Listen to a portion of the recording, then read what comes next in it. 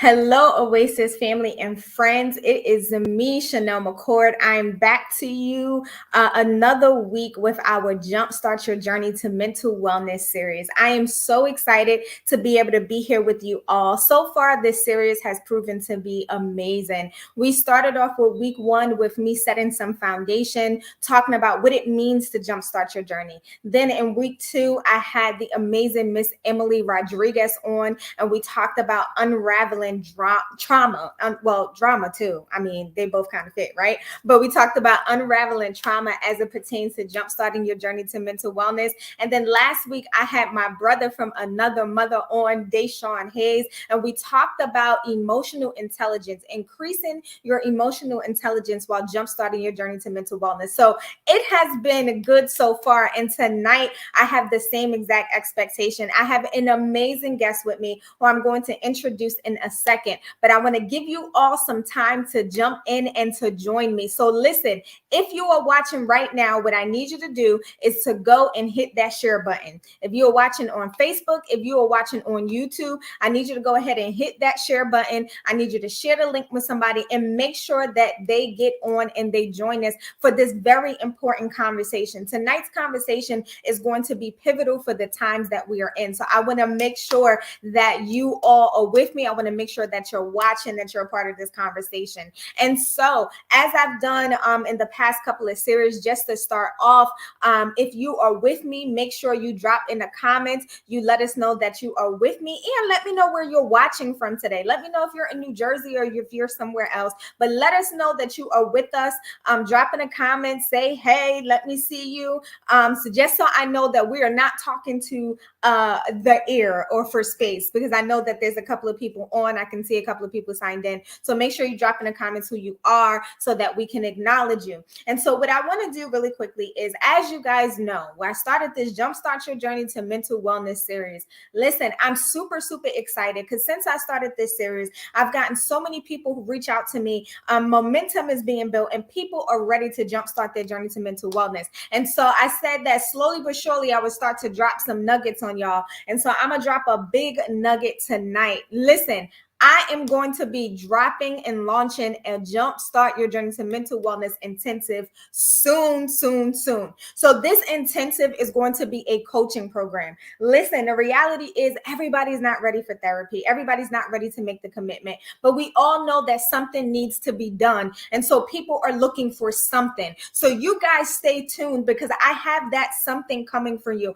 And I promise you, it's going to be good. It's going to be effective. It's going to be amazing. So stay tuned. So just a couple of things as I've been doing, as I've been sharing, I want to stay connected with my online audience, right? One of the best ways to stay connected with me is actually doing so through my email list. So I'm going to pull that up really quickly. It looks like my email list disappeared on me. You know how technology is. When you're looking for something, it is never anywhere to be found. One of those situations. And so there we go. Here we go.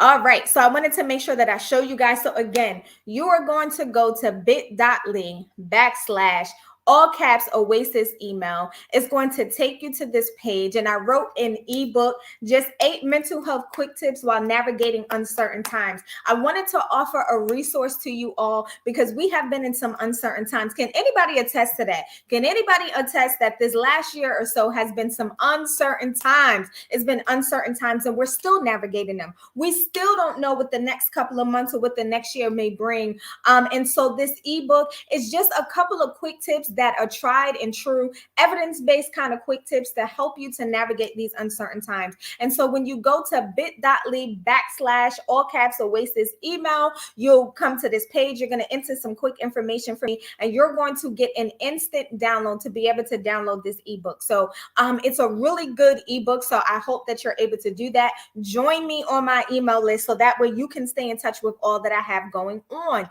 And then I announced this last week. This is huge. I want to invite you to join me. I have the amazing opportunity to be a speaker at the Roadmap to Destiny Experience Conference 2021 with the Evolution is the conference title with the tagline From Stagnant to Unstoppable. I'm going to be a power session speaker, and I'll be talking about mindset evolved, going from a fixed mindset to a growth mindset. And as you guys can see, if you know, one of the headlining speakers is Pastor Cora Jakes Roberts. Such an amazing opportunity. If you don't know who she is one of the beloved daughters of Pastor T.D. Jakes, or Bishop T.D. Jakes, excuse me. Let me make sure I get that right. And so I have the opportunity of being able to speak at this conference, and I want to invite you to join me. The conference is a hybrid experience. So what does that mean? If you can't attend it in person, you can attend it virtually. And I actually have a special link to get you 10% off. So if you want to attend this conference, I need you to go ahead and I need you to DM me, inbox me right now so I can get you the link and get you registered. The conference is next weekend. It's the 12th and 13th. So don't wait. I want to invite you to be a part of that with me. All right.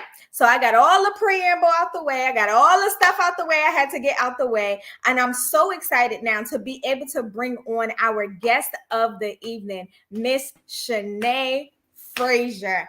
Hi, Shanee. How are you? Hey, Chanel. What's up? It's so good to see you. Listen, some of you don't know, but Shanee and I actually went to college together many, many years ago. It's actually scary to think about how long it's been since we've been out of Seton Hall. I'm not going to even put them years before us because like the time just flew by, but I'm so grateful for the connection that we were able to still stay connected. So introduce yourself to the people. Tell them a little bit about you. Tell them what you do within the mental health sphere and all of that. Okay, so good evening, everybody. I'm super excited to be here. Chanel, thank you for having me. I am so honored to be able to share a piece of my journey with all of you. So first and foremost, what I want to say is I am a mental health advocate, hardcore. Mm-hmm. And what that means is that in my space, in your space, in any space that I find myself in, I'm going to be advocating for the best mental health journey possible for any person. Mm-hmm. I honor that everybody's personal mental health journey looks different, but we're all on one because everybody has mental health. Now, everybody might not have a mental health diagnosis, but we all got mental health and we are all on a journey with it. And I honor whatever that journey looks like for you. And I'm going to advocate for you to get the best services, the most relevant resources, whatever you need. I'm trying to help you get it. And that looks different for each person. And I learned that on my own journey. And that's something that I apply as I move forward and try to help others that are looking to start their own journey. Yeah. She preaching already. So I hope y'all got it. I hope y'all didn't miss anything, even in the introduction. Okay. Don't miss any part of what she said. She said, we all have mental health. If you are human, and that's one of the things that it's a constant conversation that I'm having with people. Sometimes, Shanee, if you can believe it, people accuse me of pushing mental health awareness or pushing therapy or what too much, like I'm doing too much or whatever the case is, because they think in order to seek therapy or in order to be in tune to your mental health, it means that you have to have some serious mental health diagnosis. It means that you have to be on the brink and at the point of being hospitalized.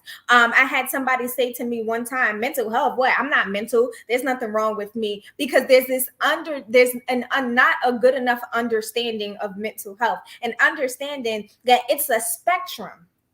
You have two extremes of the spectrum. You have some people who maybe they're not even coming to counseling because of issues or problems. Maybe they just want to bounce some ideas. Maybe they have some goals they want to set. And then you do have the other end of the spectrum, right? Where people have more serious mental health conditions where they need constant monitoring, and then everything in between. So I don't want y'all to miss what she said when she had said that we all have mental health concerns that we deal with, right? And so that's important. And so can you tell us a little bit for people who don't know? Like, we use terms like mental health advocate, and you alluded to it a little bit, but what does that exactly mean? And as a mental health advocate, what are you positioned to do?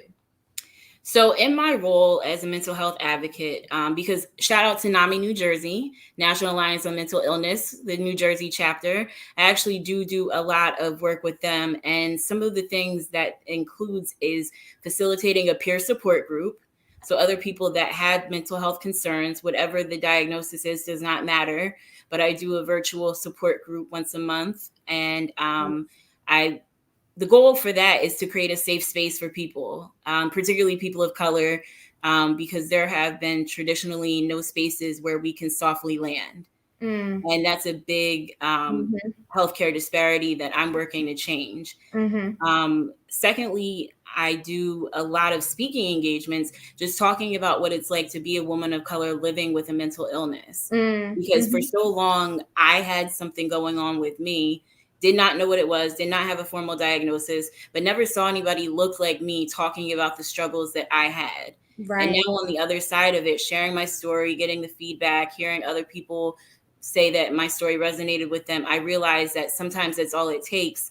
Just one person sharing what they've been through with you, and you start to put things together for yourself or for a loved one. Behaviors start making sense, symptoms start making sense, things start clicking, people have aha moments, et cetera, et cetera. But it just takes telling your story one time and just being honest and transparent. So as a mental health advocate, I share my story, but then I also help people that are going through their own struggles find resources, whether it's a support group that will work for them or getting them linked up with a mental health professional. So those are just a few of the things that I'm doing. Yeah, such important work. One of the things that you said that I definitely want to highlight is the power of telling your story. The power of telling your story. You know, a lot of times we talk about representation in the context of race and ethnicity, right? We want to see more clinicians of color, whether it's in healthcare, whether it's in mental health and in different arenas, right?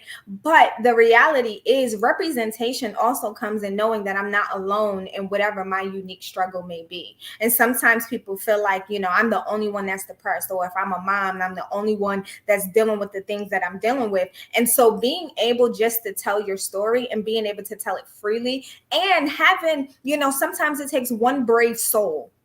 Sometimes it's just one brave soul that's needed to stand up and say, you know what, I'll use my voice and I'll tell my story. And hoping in me being able to tell my story, it will free you up to explore your story and to take the work further and to do it. And what I love about it is that, and I need everybody, if you're watching, if you get nothing else I say tonight, understand this. You do not have to be a mental health professional to push mental health, to push good coping, to push good mental health. And sometimes what happens, and this happens in many different industries and fields, but talking about it from the purview of mental health, it is not just up to the licensed clinicians to push good mental health, right? It is, we're not the only ones that can talk about it. Now, listen, if you want to get help, make sure you're getting help from a trained licensed professional. Like that's different, right?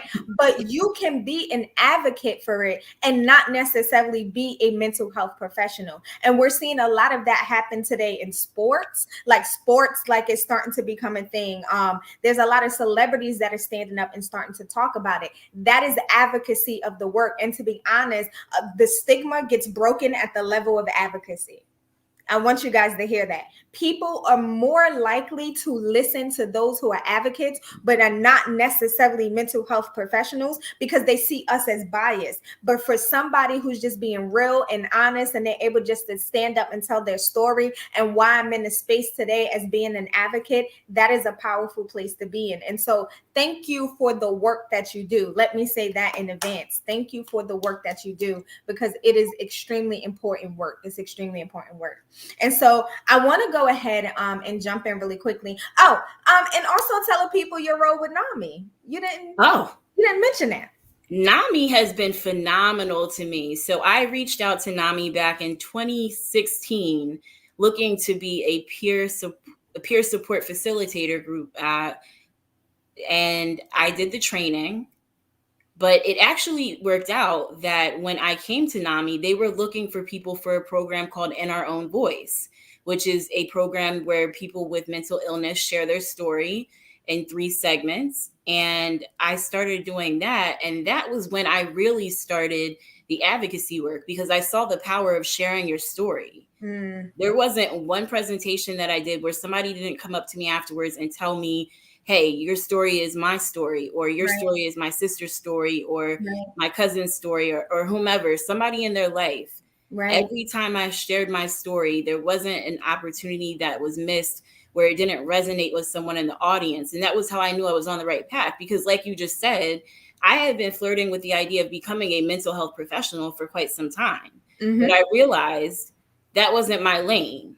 My Mm. niche is advocacy. I can Mm. still affect change on this side the same way that a clinician affects change with the work that they're doing. And that was very Right. important for me to realize. And once I grasped and held on to that idea, I was able to move forward and really make some positive change. So I'm excited to say that with NAMI resources and support, I've been able to do support groups. I've been able to share my story. I've been able to do a lot of great things in the mental health space. And I want to, like Chanel said, I am not a mental health expert. My degree is in communications. So I don't know nothing about ICD-10. I don't know anybody's DSM. I'm not the one. I might know a little bit about the acronyms at this point in the game, but Mhm. I am definitely just someone who has used the system, is a consumer who is trying to make it work for myself and trying to make it work for other people as well. Yeah, yeah. I think that is so important what you just said. And for many different reasons, when you said I recognize what my lane was, and my lane was advocacy. That is so important for us to understand. And I want to make a teachable moment. I want to make a teachable moment for a second, and letting people know whatever your thing is, whatever your industry is, right? You don't always, you have to figure out where you fit in the chain and what your lane is, because you will be more powerful and impactful by following your lane than you trying to do something that's not in you to do, for many different reasons. For many, like, there are many different reasons, right? You don't want to become a clinician, and that's not really where your heart passion are, and so then you're not able to help people, you're overwhelmed by the work or whatever the case is, right? Advocacy is just as important as the work that the clinicians are doing, right? I may be seeing people one-on-one, but I also need people advocating and convincing people to come to the one-on-one so that they can get their life change and different things like that. Like, it's all important. So nothing, no experience, no part of where you fit on the chain is wasted. And so I thank you for even being transparent and honest about that, right? Because some people think that, well, if I'm gonna do anything great in this work, then I have to, go back to school. I have to get my master's degree, and then I have to become licensed. And it's like, no, you don't. There are so Not at many other all. ways that you can still do this work. Like, you are still doing the work, even though I'm not a clinician, and that is absolutely okay. And so I thank you for voicing that for people out there who may have a heart passion for mental health, but some people get stuck not knowing, well, what can I do? What way can I go? This is a way that you can go. You can be an advocate. You know what I'm saying? And even advocacy is at different levels. We even need people advocating at the space of legislation, right? We need people who are willing to march on Washington. We need people who are willing to go to the Senate and try to get laws passed and things changed, because there's a lot of laws that limit mental health and what we're able to do. And so advocacy is at so many different levels, and it all matters and it all counts. So maybe you don't want to be the one talking about mental health, but maybe you got some background experience in law or something, and you're like, well, I write letters to Congress, I write letters to the Senate, or whatever the case is. That we need that too. Like, it all matters and it all counts. So thank you for expressing that, and thank you for saying that. It looks like, I think your sister is watching. She's saying that she's proud of you. Hi, Martine. I see. We love you too. Thank you so much. That's right. Seton Hall in the house tonight. Go Pirates! Right. So I want to go ahead and let's jump into our first question for you. My first question for you is, first I want to say, one of the reasons why I asked you to do this is because I know that you're one of the people that's transparent about your journey, and you're not afraid to talk about your journey. And like we said a little bit earlier, it's so important that people are willing to talk about and tell their story. So I want to say in advance, thank you for that level of transparency. People are saved and people are healed because of transparency. When we're not willing to be transparent and open up about our stories, it's really hard for people to make connections about how this can help me. So that was one of the reasons why I asked you to be a part of this tonight, because of that level of transparency. So thank you in advance for that. Thank you in advance. My pleasure. And so my first question for you is, what were some of your mental health concerns and mental health struggles? So, being transparent will say that firstly, I have the diagnosis of bipolar disorder. And the two biggest mental health concerns that I struggled with and still struggle with are anxiety and depression. Mm-hmm. Those two are at the top of the list. You know, there are some other pieces of the puzzle, but I would say that the two most significant things that I struggle with are anxiety and depression. Mm-hmm. Where did that, what was like a turning point for you, right? When did you get to a point where you realized, okay, something is not right? Like, what did that look like for you? Kind of walk us through that a little bit. So I had always known something was a little off, if we're being honest.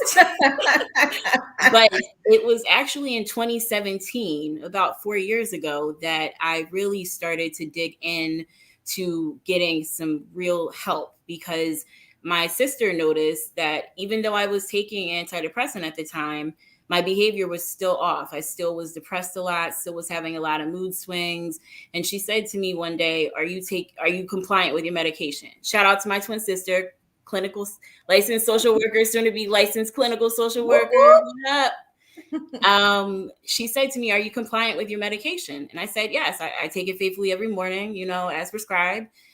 And she was like, okay, well, if that's the case, I really feel like you should go get a second opinion. And I said, why? And she was like, you know, you've been more irritable. You've been more on edge lately. You're just not yourself. And if you're taking the medication the way you're supposed to, then I feel like you need to get a second opinion on it. And I was like, Mm-hmm. oh, I'm sitting here thinking I'm doing everything I'm supposed to, taking the medication the way I'm supposed to. Now, mind you, I was not in therapy, and I'll get to that later. Mm-hmm. Very important piece of my journey, but was taking the medication as I was supposed to. But Mm-hmm. evidently, it wasn't doing its job.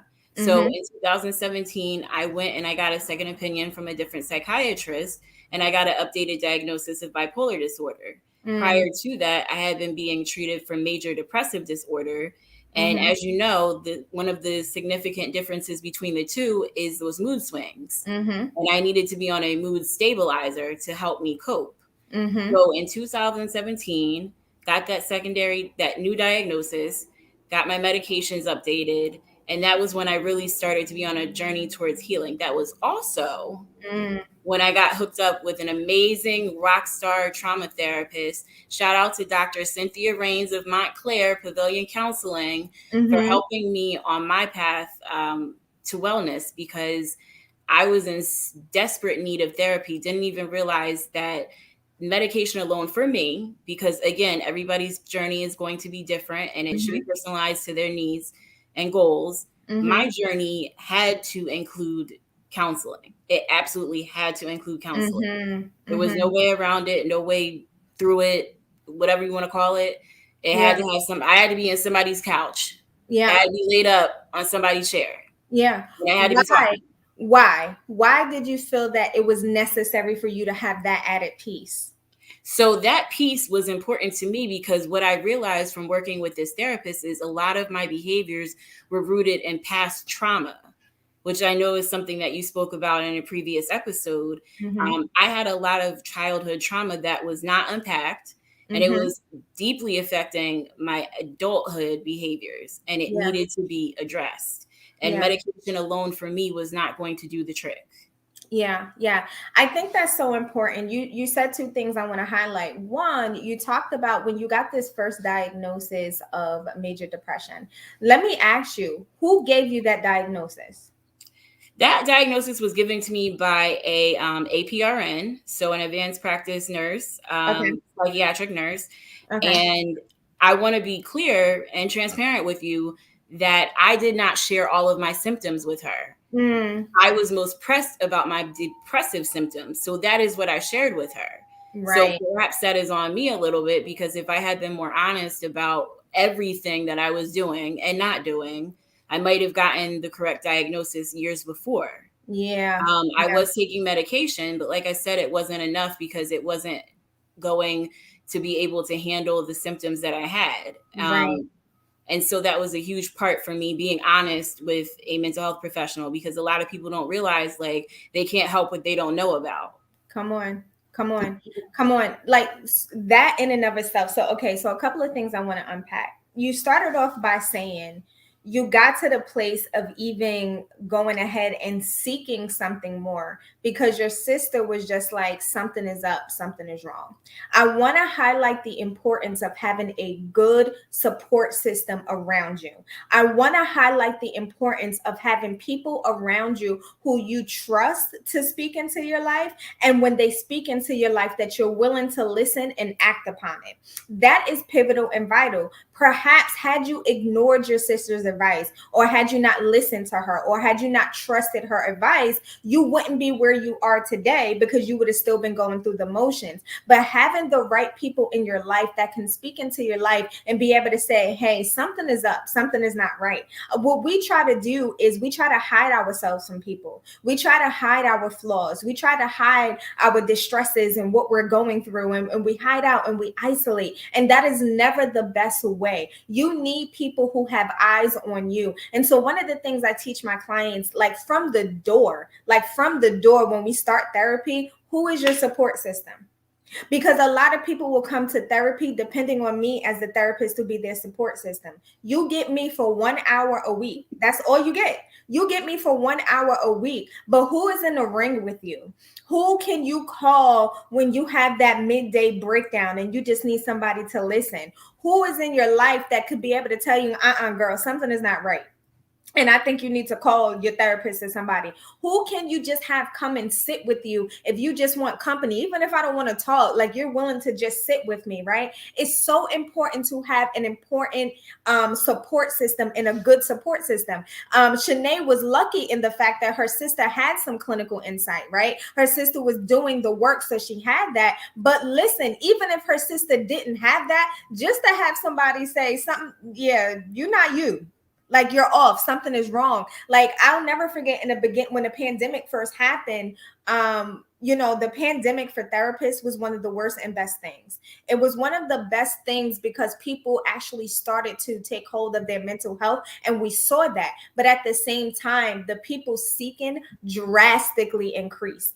And so I found myself overwhelmed. You're in this place where I wanted to help as many people as I could possibly help. So I was running free groups. I was doing more counseling than I ever had done on a private practice level. And at the time, I was still working for the school. So trying to school in the beginning of the pandemic was a lot by itself. And so I find myself in this place where I was burning out and didn't realize it or didn't know how to verbalize it. So I have like these friend text groups, and they were like texting, and it was just like a week or so, and I wasn't responding to anything. Not because, I didn't want to respond. I was mad at anybody. I was just drained. So I would see the messages come through and I wouldn't. And I'll never forget, within a span of about 2 days, 3 of my sister friends reached out to me. I had one hit me up on the side like, yo, where are you? Are you okay? What's wrong? I had another one picked up the phone and was just like, haven't heard from you in a while, sis. Like something is going on. And then I had one who video chatted me. She was just like, I need to see your eyes because something is not right. And I'm grateful for that. I am grateful for them because they were close enough, and I allowed them close enough for them to know my pattern was off, something was wrong. And they were able to help check me, and I was able to do the work that I had to do to get myself in a better place. Because even as a therapist, y'all, we got to take care of our mental health too. Like, you know what I'm saying? Like I tell people all the time, I'm a therapist with a therapist. I see my therapist regularly, and I have no intention of stopping anytime soon. I don't, because I want to make sure that I'm at the maximum health and care as I'm in the work and I'm trying to help people do their work as well. So one, Shanee says she had a good support system in her sister. Then the next thing, she listened. Somebody dropped it in the comments for me. She listened. She did not just hear that something was wrong. She heard it, and then she decided, let me act upon it. That is important. So many times it's not for a lack of us knowing something is wrong. It's for a lack of us executing and taking the steps to do what we have to do. Shanee listened. And because she listened, her life changed. And now she over here is a mental health advocate, working with the National Alliance of Mental Illness, and doing all of this amazing work because she listened and she took those steps. And so that's important. And then the third thing she highlighted, which is so important, I am an advocate. If you need to be treated with medicine, get the medication, get the treatment. So many of us, especially in the Black community, we shy away. We use stuff like, oh, I don't want to be medicated and stuff like that. I'm not saying it's for everybody, but I'm saying for some people, it's a necessary part of your process. It's a part of the process, right? And it's important that if a professional is prescribing it and they feel like it's something that will help you, be transparent. Have conversations with them. I'm not telling you to walk into it blindly. I'm not telling you to not ask questions about what it is and how it's supposed to help you or whatever the case is. But I do want to break the mindset today that there's something wrong with having to take medication. There's nothing wrong with it. We'll take medication for a headache. We'll take medication for high blood pressure. We'll take medications for so many other things. Our mental health is no different. If you need to take it, right? And then the other side of it is she got proper evaluation. She got proper evaluation. I don't want to look past that point either. Proper evaluation is important. So I'm trying to say this in a way where I don't want any professional to feel out of the way. But I have a lot of people who are being treated for mental health concerns through primary care physicians. They're going to their primary doctors, their PCPs to be treated. And here's what we have to understand. While they are doctors and they can prescribe, they are not mental health professionals. Mental health professionals have specific understanding. Psychiatrists, Shanee mentioned APNs, advanced practice and nurses. There are a lot of advanced practice and nurses who have psychiatric authority, and they specifically study that. And so they operate as psychiatrists without the title. That is okay, but make sure you are getting proper evaluation by the proper professionals. And if you're not sure what that looks like, reach out to one of us. Find a mental health advocate, talk to a therapist, whatever. Even myself as a therapist, I cannot prescribe medication. I cannot, that's not my wheelhouse, right? But there are professionals out there who do that specifically. So Shanee, thank you for highlighting that. I know I just went on kind of a tangent, but I wanted to highlight those points and not get past it because these are the important points, especially when we're talking about depression. One of the things that I saw a statistic, and over the last year in 2020, the rate for depression being screened and treated increased by 68%. Y'all, 68%. And anxiety, the increase in it was, I think it was like 92% or something like that. So in the span of 1 year, because of the national crisis that we went through, depression went up 68%, anxiety went up like 92%. That is significant. That is significant. That is significant. It is significant. And so these kind of conversations are important for us to understand that. And I'm about to jump in again and ask Shanee how she managed her journey, but I wanted to highlight those things for you. And so we talked about your sister. Your sister highlighted for you, okay, something is not right. Maybe you need to consider something different. What would you say was the one event, person, incident along your journey that was the turning point in you deciding I absolutely have to jumpstart my journey? Very clear. Shout out to her, my little sister from Big Brothers Big Sisters, actually, was a big sister for a couple. 2014, I believe I started with that program. And there was a time where I would have these insanely low moods, and I would cancel on her. I would flake, I would reschedule, and I'd be in my bedroom just laid up in the fetal position, all the curtains closed, lights off, just depressed as I wanted to be, and could not figure out a way through it. And it got to the point that the program finally reached out to me, and they had a come to Jesus moment, I call it, with me, my little sister, and her mother at a Burger King in Newark. And they said, look, like, do you want to continue with this program? And I'm bopping in all excited. I'm like, well, why wouldn't I? And then they started to lay out on black and white, like, well, you missed this week, you rescheduled this time, you didn't show up this day. And I'm looking back and I'm like, what was I doing all that time? And that was a wake-up call for me too. Like, something's not right. And because I love that little girl so much. And I'm like, oh my God, I'm really sitting here not showing up, I'm doing the exact opposite of what I started this program to do, which is to Mm-hmm. be a support system, to be a role model, to be a steady, constant presence in someone's life. And I'm not doing that. And why? Mm-hmm. What am I doing at the time that I'm supposed to be with her? Nothing. Right. But something was going on with me that was preventing me from doing what I was supposed to do.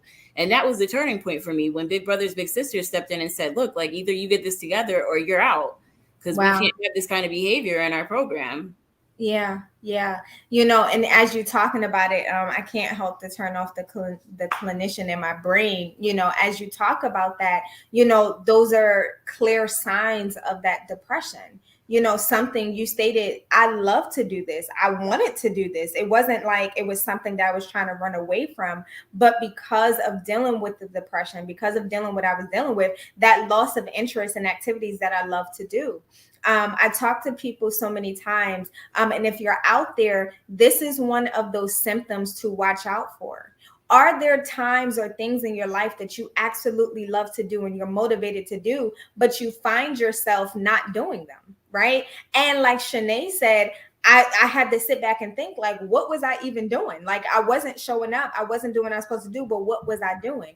Oh, it wasn't like I was flaking because I was deciding I'm gonna go do this activity, or I want to hang out with my girls, or I'm gonna go shopping at the mall. No, it was because I was laid up in my bed. It was because I didn't have the energy to just get up and do whatever. It was because I didn't even want my curtains open or whatever the case is. I just wanted to be curled up in a ball. These are things that you need to watch out for. A lot more people are dealing with depression, but I think what's happening is that it's become so normal in some of our lives. Some of us are so used to not having energy. Some of us are so used to, losing interest in things that, we used to love doing this. It has become so normalized. So I talk about a lot of normalized trauma. Some of us have normalized trauma where we don't even realize that we're dealing with trauma because this is just the state of my life. This is how it's been, right? But I want to put before you that it's not normal. It's not normal, right? It's not normal, and it's important to understand that. And you may need to get evaluation, especially on the wake of everything that this pandemic has brought to us, right? And so now we're coming out on the other side. Well, maybe. I don't know. I don't know if we're coming out on the other side of the pandemic. I don't know if to say we're not in the pandemic anymore or whatever the case is, but we're in this space. And some people are going back to work. Depression and anxiety is rising even over those things. You can't spend a year and a half at home being isolated, and now the world opens back up and we don't do anything to make sure that we're managing that transition, right? So even that makes a difference. And so it's not normal. It's not normal. And we have to look at what is a normal way of being, and then how am I operating? And if I see any inconsistencies with that, it is okay to seek help. So thank you for sharing that. And in that moment for you, that turning point when you recognize that you weren't necessarily living up to being a big sister in this program, and you noticed something was wrong, what were your immediate next steps? I had to really start to think about what am I going to do to turn this around, because I knew something wasn't right. And that Mm-hmm. was when I initially started taking medication, right? I was being treated at that point for the major depressive disorder. So it was Mm-hmm. clear something was wrong. Right. And I started medication shortly thereafter because I knew all along, like, something wasn't on course. And Right. when I got that wake up call from Big Brothers Big Sisters, I knew that that was the push I needed to step it up, Right. because something like that behavior wasn't going to serve me any purpose. And it also was derailing literally my goal with the program and with life, period, because Right. that wasn't the only thing that I was missing out on. That was the thing Mhm. where they said, look, you can't do this. But that obviously meant that there were other aspects of life that I wasn't showing up for. Right, right, right.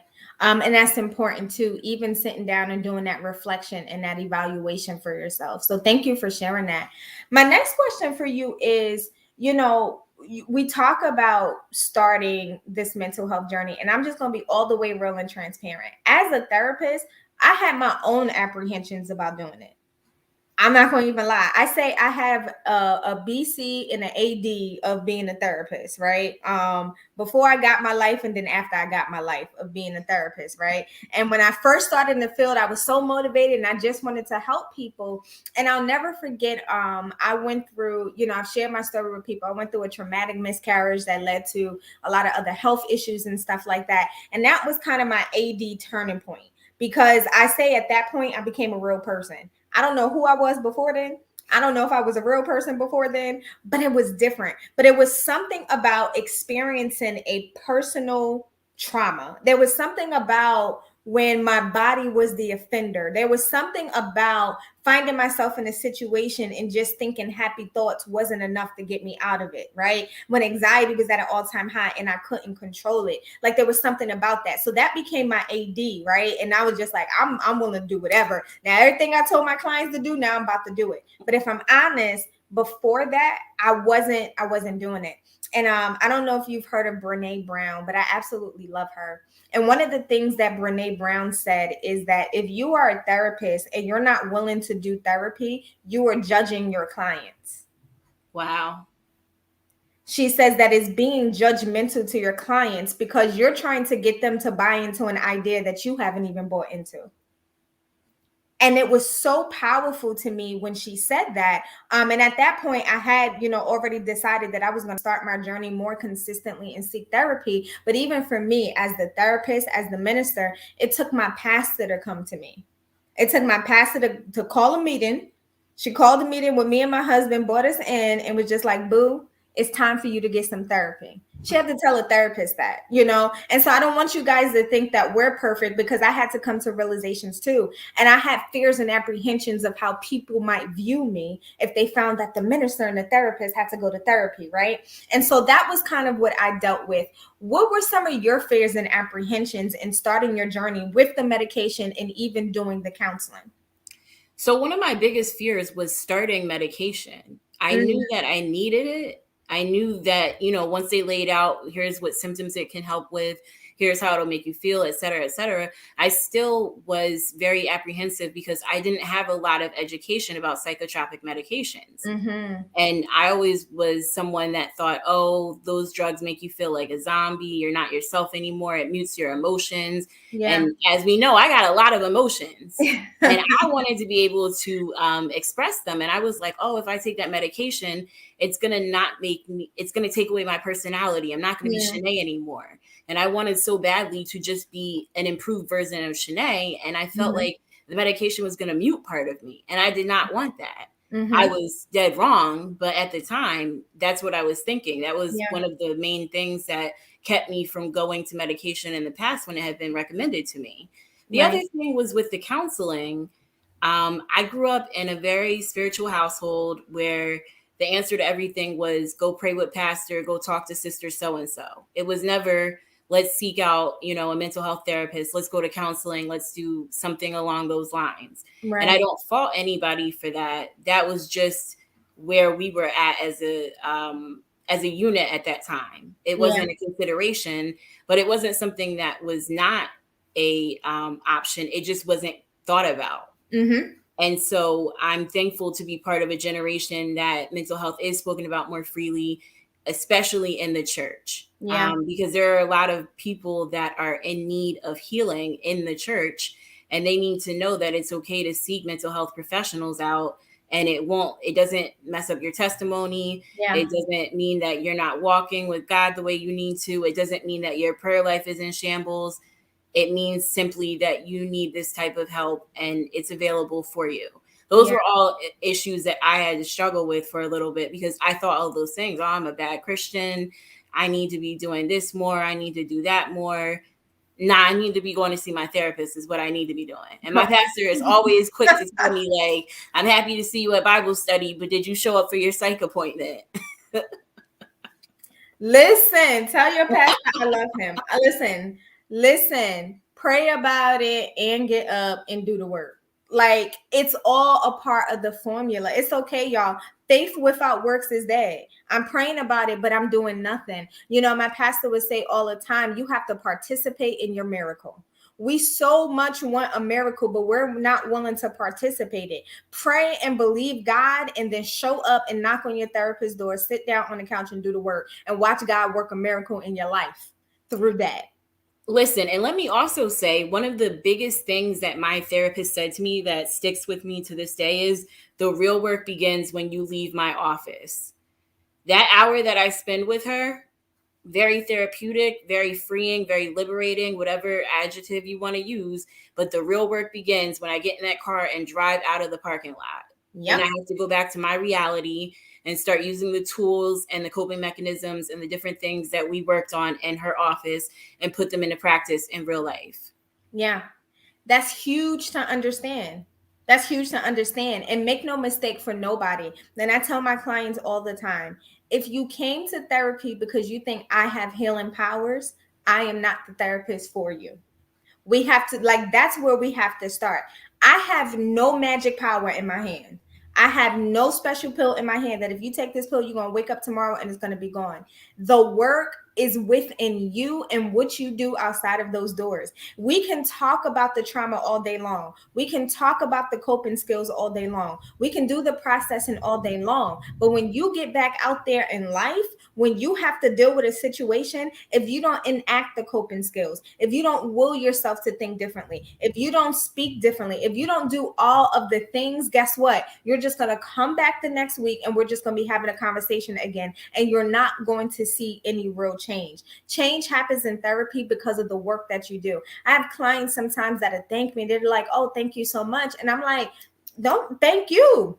Thank yourself, because you're the one that did the work. I didn't do the work. I simply jumped in the passenger side with you to try to help you to see some things differently and process a little bit deeper. But I actually didn't do any of the work. That work had to come from within you. So if you're going to see change, just like your therapist said, my sentiments exactly, the real work begins when you do it outside of therapy.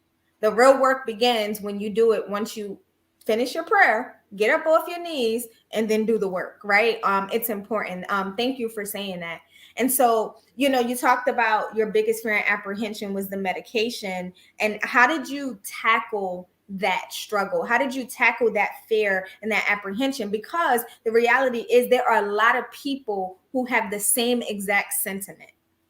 I educated myself, plain and simple. We often fear what we don't understand. So I good. didn't want to put anything in my body and not understand the effects, the potential outcomes. I wanted to know the benefits as well as the drawbacks of everything that they were prescribing to me. Yeah. And that was what put me on the path to like, okay, it's okay to take this medication. I read the side effects. I kept in mind other health concerns that I had at the time. There were some things that I said, no, I'm not comfortable with taking this medication because it causes XYZ and I struggle with this health condition. Now, praise God, at the end of 2016, I had that weight loss surgery and changed my life. Amen. And so that was a big piece of the journey too. But prior to that, I was struggling with high blood pressure. I was struggling with type 2 diabetes. So certain medications raise blood sugar. Certain medications will mess with your blood pressure. I had to be mindful of those things. I had to do my research too. I had to say, like, look, like, this is something else that I'm diagnosed with. This is something that runs in my family. This is not a medication I'm comfortable with. Or say, this medication has a side effect of grogginess or dizziness, and I commute to New York City. That's not going to work for me. I can't be on the path nodding out. I'm not trying to get robbed. Like, that's just not going to be a thing. Yeah. So I need something else to manage this symptom in a healthy manner. Yeah. But honestly, one of the biggest things for me was educating myself on the medications that they were prescribing, taking a look, being honest with myself about what side effects I could deal with and what side effects were a hard no for me. Yeah. Yeah. So good. Educating yourself. Listen, if y'all hear nothing else that Shanee has said tonight, hear that. Educate yourself. What I hear as you were talking, the light bulb went off for me that, wow, she started her advocacy work with herself. You started being an advocate for yourself first and not being afraid to tell a doctor's like, listen, if we're going to do this thing, I got to find the right one. Like this is not it for me, or whatever the case is. I think one of the things, now that I'm thinking about it, I think a lack of education, like you said, is really what leads people to fear medication or even to fear therapy, because we don't do our research. We don't do our work. I think what happens is sometimes people think because you're sitting before an expert or you're sitting before a professional that you just got to take everything that they say and run with it. And that's it. And you can't question it. That is so not true. I tell my clients all the time, if I'm off, tell me I'm off. Tell me I'm missing the mark, because listen, I'm still a human and I may be far, because sometimes the therapists, we weird people. Like we're weird. Like sometimes you'll be here and I'm veering off over here and I'm about to bring you down a path. And I give my clients permission to say, Chanel, I don't know what you're doing right now, but that ain't it. Like we're not there. Come back, baby girl. I'm like, okay, lead me. Tell me where we're going, because this is your life and this is your journey. If I'm going over here and you just go there with me, but that's not really where you are, you get no benefit out of it. You are not helping the mental health professional by not advocating for yourself. That's not helping us. Our goal, we get into mental health, or even with your doctors or psychiatrists or whatever it may be, you're not helping them by just blindly following what they say. It's okay to question. It's okay to do your research. Now, don't become a doctor because of Google, because we'll do that to ourselves. We'll pull up Dr. Google and then all of a sudden start diagnosing yourself and telling yourself all of that. I ain't telling you to do that. But there's WebMD is a liar. I'm here to tell you. Listen, because I did that to myself. In the worst season of my life, I had brain cancer. Like I could go down the gamut because of Dr. Google. And you couldn't tell me anything. I'm not telling you to do that, but educate yourself. Educate yourself. There are different type of therapies. Educate yourself on which one is right for you. You got dance and movement therapy. You got talk therapy. Some people do walk and talk therapy. You got all kinds of options out there, right? There are different kind of therapists. Make sure you educate yourself, because this is your journey and you want to make sure that you're positioning yourself for the right way. And so Shanee said one of the ways she was able to overcome the fear and overcome the apprehension was by educating herself. That is so good and that's so powerful. And so how would you say, since starting your journey, since doing the medication management, since being consistent with your therapy, how has that helped you to manage depression? So the first thing is that I've created a healthier relationship with myself. As a result of that, I'm able to have a healthier relationship with other people. Depression is a very self-centered illness, right? We don't realize that things that we internalize are visible to other people because we're so far in our head, in our own misery and our own problems when you have depression. Wow. But one of the biggest things that helped me do was to have a more loving relationship with myself. And I was able to put some things into perspective and really like dig deep, like, oh, you know what, Shanee, like that's not as bad as maybe in your head you're making it out to be. Like there's information there that suggests, because my therapist is big on what's the information that was imparted from that. What's that evidence? There's information that that's going to happen, that the worst case scenario is indeed going to come to fruition. And when I started to change my mindset, when I started to realize like, oh, I don't have to approach everything from the worst case scenario angle, things started to improve. Yeah. Well, medication was a big help with that. But I also realized that I had to do some internal work as well. I had to have a mindset shift. I had to realize that those thoughts can't be the first ones every time. I had to consider another way. And therapy gave me the tools to consider like, well, what if that's not true? What if that's just in your head? Maybe that's not in so-and-so's head. Maybe they weren't thinking that at all. And consider what's the alternative here. What information are they presenting to you that would make you think that in the first place? Right. And when I started thinking like that, a lot of things really got turned on their head, to be honest with you. A lot of things began to turn on their head. My axis was completely shifted. Once I started to have a mindset shift of worst case scenario doesn't always have to be my go-to. Come on. That is so good. That is so good. worst case scenario does not always have to be the go-to. If we're honest, most of us always go towards the worst case scenario. I was a crisis counselor at one point, so I did a lot of crisis work, and one of the things that they teach us is prepare for the worst, but hope for the best. So we always want to be prepared for the worst case scenario, but we don't always want to act upon the worst case scenario, because you cause more issues for yourself. You cause more issues for the surrounding when you automatically jump to and act upon the worst case scenario, right? It's not the best state to be in. And so the other thing I want to highlight is Shanee said that she had to create a better relationship with herself. I want you to take a second and dig into that a little bit. Like, what did that mean? What pieces of the puzzles needed to come together for you? First of all, what does it even mean to have a relationship with yourself? Because I know that there are a lot of people out there that struggle with this concept. What was that? Like, talk to us about that a little bit. There was a lot of negative self-talk going on. Just mentally beating myself up on a regular basis. Like, Shanee, you're not gonna be able to do this. A lot of imposter syndrome. You're not gonna get into that program that you applied to. You're not gonna be able to do this. You're not gonna be able to do that. I had to shift that. I had to start talking to myself like I liked myself. Like, I loved Shanee, because I wasn't doing that before. I was talking to me like a bum on the street. It was crazy. I was not honoring my gifts, my talents, my purpose, nothing. I was talking to me like a stranger that didn't know Shanee and never met her before, had never spent 5 minutes with her. It was crazy. One of the things that I had to do was be honest with myself about some of my behaviors, which is something that my therapist really worked with me on. I was beating myself up about a lot of the things that I was doing that I personally felt were out of character for me. And she said, look, like, a lot of this is behaviors that are operating from the trauma that you experienced as a child.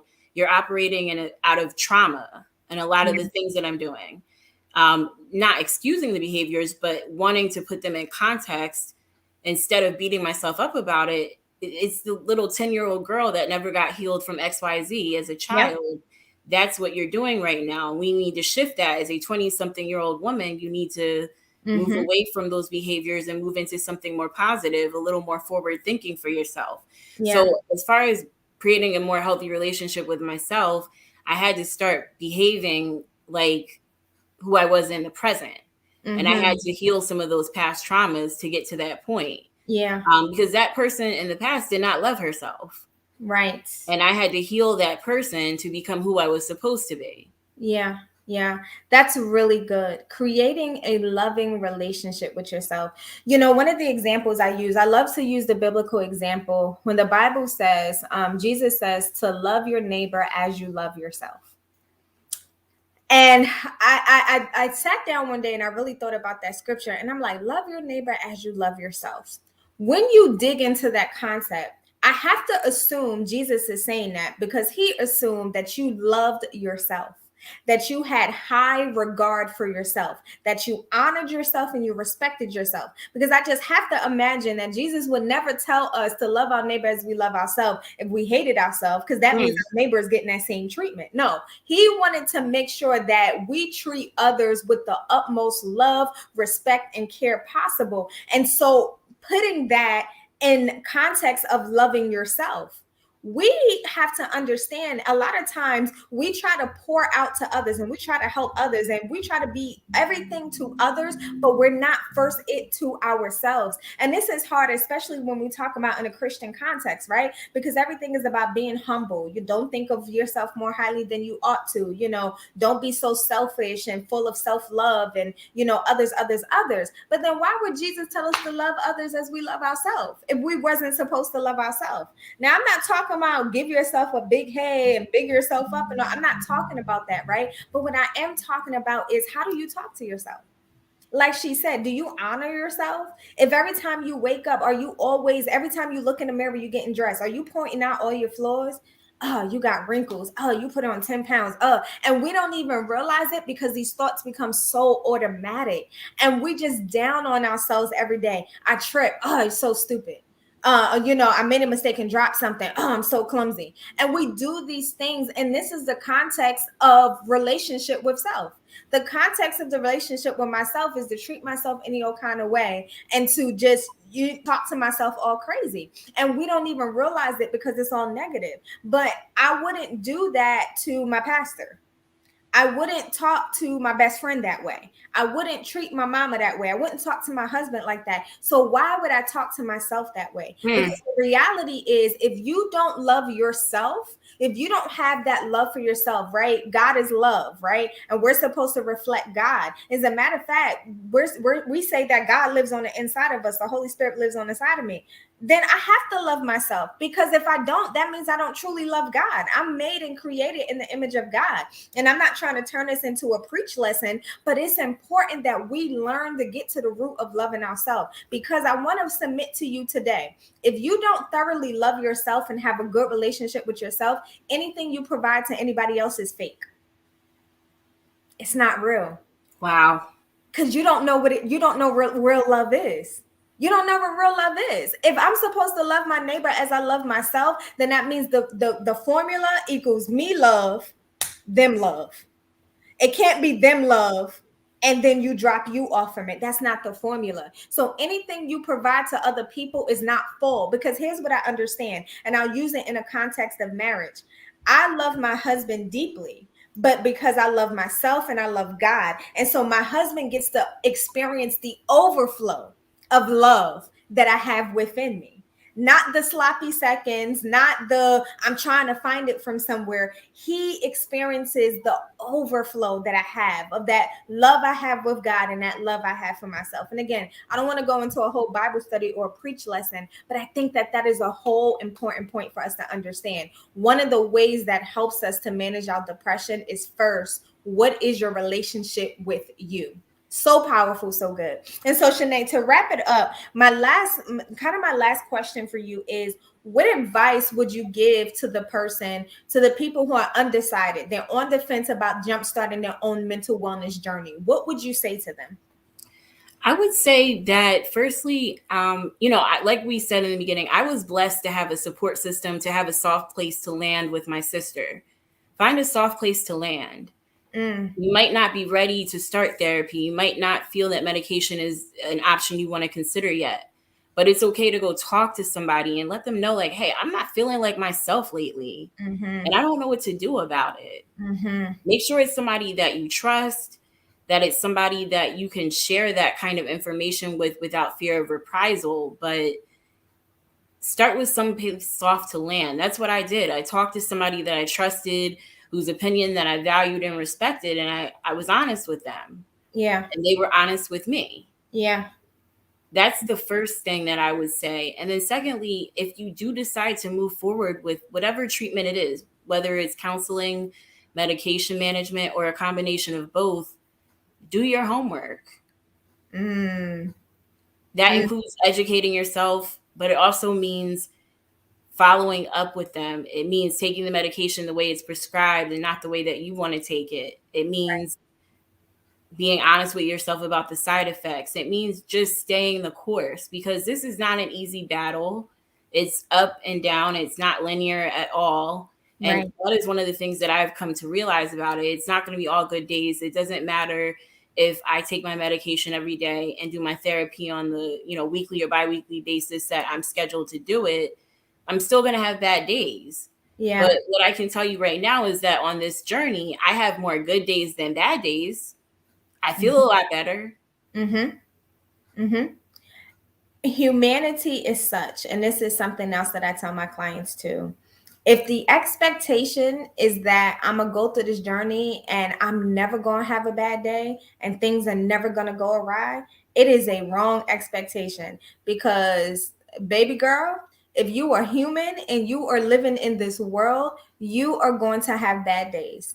Trauma is going to happen. Crisis is going to happen. Therapy is not to prevent those things from happening. Therapy is to equip you to be able to manage and to cope through in case life does happen. So it's never an expectation that I'm not going to have bad days. You're going to have bad days. Stuff is going to happen, but it doesn't mean the work that you're trying to do, then we just throw it away and we disregard it. No, it means that we get back on the bandwagon. Like she said, do your homework. Doing your homework is educating yourself. But listen, if your therapist tells you to do something, do it.